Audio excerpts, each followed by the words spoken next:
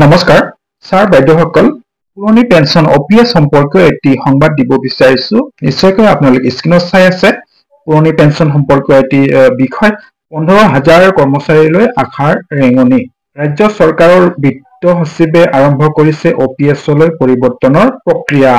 নিযুক্তিত হোৱা বিলম্বৰ বাবে ৰাষ্ট্ৰীয় পেঞ্চন আঁচনিত এনপিএছ অন্তৰ্ভুক্ত হোৱা কৰ্মচাৰীসকলক পুৰণি পেঞ্চন আঁচনিত সামৰি লোৱাৰ প্ৰক্ৰিয়া আৰম্ভ হৈছে যোৱা 11 জানুৱাৰীত মুখ্যমন্ত্ৰীৰ সৈতে সদৌ অসম কৰ্মচাৰী পৰিষদৰ আলোচনাত এই বিষয়ত সিদ্ধান্ত লোৱা হৈছিল যদিও সেয়া বাস্তৱত ৰূপায়িত হ'ব নে নহয় তাক লৈ সন্দেহৰ সৃষ্টি হৈছিল কৰ্মচাৰী সমাজৰ মাজত সৃষ্টি হোৱা সন্দেহৰ অৱসান ঘটাই বিত্ত বিভাগে বিষয়টো সন্দৰ্ভত কাৰ্যকৰী ব্যৱস্থা গ্ৰহণৰ প্ৰক্ৰিয়া আৰম্ভ কৰিছে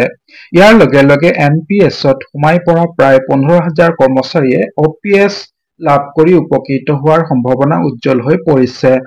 বিত্ত বিভাগে যোৱা 28 মাৰ্চত সকলো প্ৰশাসনিক বিভাগৰ জ্যেষ্ঠ সচিবসকললৈ দিয়া পত্ৰত নিৰ্দিষ্ট কৰি দিয়া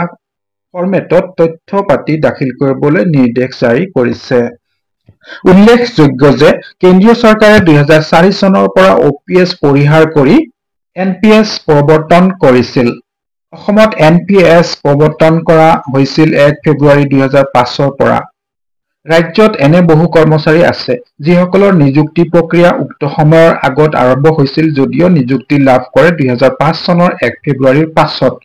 ফলত এই কৰ্মচাৰীসকল এনপিএছত অন্তৰ্ভুক্ত হৈছিল এনে কৰ্মচাৰীৰ সঠিক সংখ্যা কিমান হ'ব সেই কথা ঠাউৰ হোৱা নাই বিত্ত বিভাগে প্ৰশাসনিক বিভাগসমূহৰ পৰা লাভ কৰা তথ্যৰ পাছত এনপিএছত সোমাই থকা কিমান কৰ্মচাৰী অপিএছত অন্তৰ্ভুক্ত হৈ লাভৱান হ'ব সেই কথা স্পষ্ট হৈ পৰিব কিন্তু এটা সূত্ৰৰ পৰা জানিব পৰা মতে